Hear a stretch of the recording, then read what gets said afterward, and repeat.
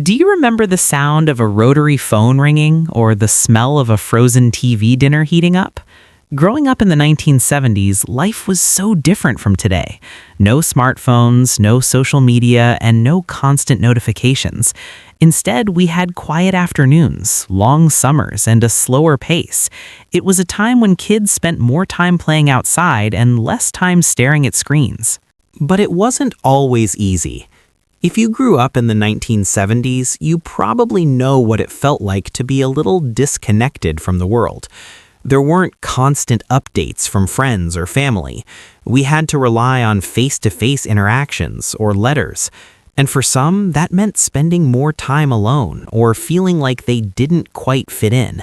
Maybe it was the feeling of not having constant access to others or the need to figure out who you were in a world that was changing fast. Research shows that growing up in a less connected world might have had some surprising benefits.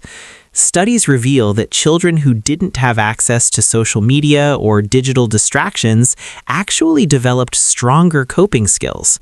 They learned to entertain themselves, face challenges on their own, and communicate more face-to-face. Psychologists believe that this lack of constant connection helped build a sense of independence and resilience. I remember those times, spending hours outside with my friends until the streetlights came on. But there were also moments when I felt the pressure to fit in. There were no instant updates, no checking in every few minutes. It was a different kind of world, and it shaped me in ways I didn't fully realize until later. Those quiet moments taught me to appreciate deeper connections and gave me the ability to enjoy my own company without feeling lonely. If you're someone who enjoys solitude or a smaller social circle, you're not alone. Studies show that some people are naturally more comfortable in smaller groups or prefer time to themselves. It doesn't mean you're antisocial. It just means you might be someone who thrives in quiet moments, and that's okay. Solitude can be incredibly powerful for recharging and focusing on personal growth. In fact, research has shown that solitude can boost creativity and problem-solving skills. But while solitude can be great for creativity, it's important to remember there's a difference between choosing time alone and being isolated.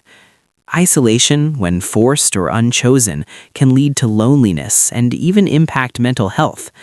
The key is finding a balance. Too much time alone without social interaction can cause stress and anxiety. So it's important to find ways to stay connected, even if you prefer a quieter life.